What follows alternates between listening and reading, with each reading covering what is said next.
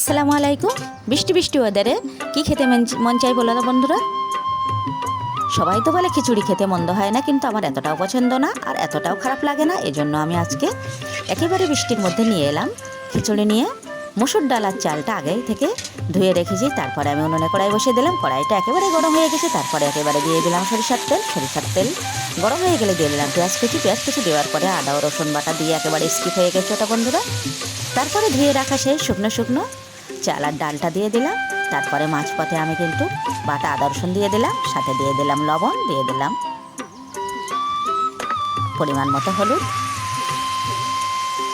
চাল ডাল আমি সুন্দর করে মশলার মধ্যে ভেজে নিলাম। তারপর এখানে আমি পানি অ্যাড করে দিচ্ছি। এখন কিন্তু একটু নাড়িয়ে খিচুড়িটা আমি বেশ সুন্দর করে বানিয়ে নেব। চলো ডালের মধ্যে আমি এখন পানি দিয়ে দিয়েছি। তারপরে আমি চেরা কাঁচা লঙ্কা কয়েকটা দিয়ে দিলাম। এরপর কিন্তু আমি একটু মাংস কষিয়ে দিয়ে দেবো এর মধ্যে, সেটাও স্কিপ হয়ে গেছে বন্ধুরা।